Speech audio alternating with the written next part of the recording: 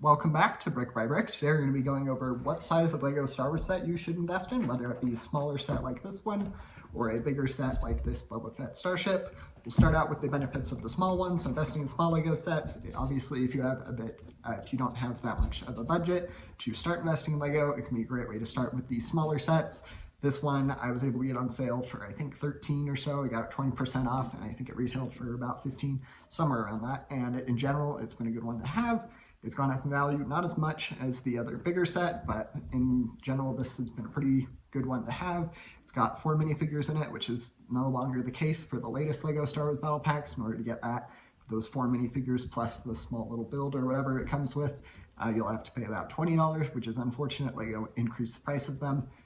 But nonetheless, these smaller LEGO Star Wars sets can generally do fairly well. There are also other ways to get into LEGO Star Wars investing with different themes, mostly with BrickHeadz. This one right here is about to retire or is recently retired, something like that. And I think it'll do quite well. It's got 2 great figures in it. You get the Darth Vader figure as well as the Obi-Wan figure, both very iconic classic characters to add into this little set. And then we'll be getting going slightly bigger, and we'll get to this one. So this is a $30 or so set. I was able to also get this one on sale. It's done fairly well. It's 501st Legion Clone Troopers Battle Pack. You got lots of great minifigures in this set. It's done quite well as a LEGO investment.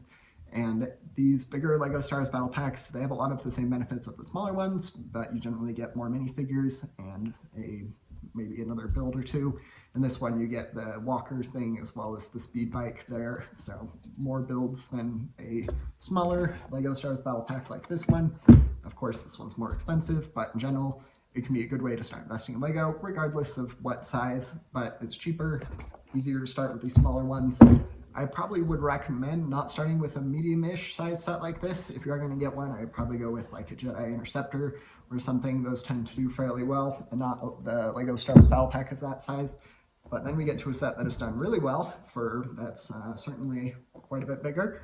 This I was able to get, I think I got this for $90. It retails, I think, for $120 or $110, something like that. And this one has been a great set to have. It's the LEGO Boba Fett Starship. You get lots of great minifigures in there. The Zuckuss figure is worth about $50 last I checked, and I believe is the most valuable figure in this set. It's done quite well. And that is one of the benefits of investing in the bigger LEGO Star sets, is they can generally depict famous scenes, famous builds, like in this case the Boba Fett Starship. That's why like the Millennium Falcon sets generally do pretty well, because people recognize it, they love to collect it, and they're willing to pay a premium for the set even after it retires. And that's been the case with these bigger LEGO builds. So maintaining that element of exclusivity, which I got here with this 20th year anniversary.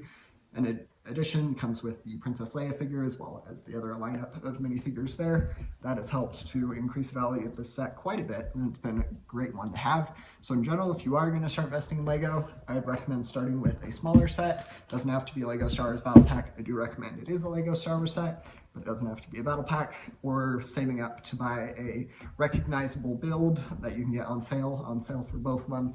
And either of those are good ways to start. Once you are getting into LEGO investing a little bit more, it's a good idea to get some sets of various other sizes, and that's a good option to start with investing in the medium-sized LEGO Star Wars Battle Packs, or just medium-sized LEGO Star Wars sets in general. Feel free to let me know if you have any questions, and don't forget to like and subscribe. Thanks, bye.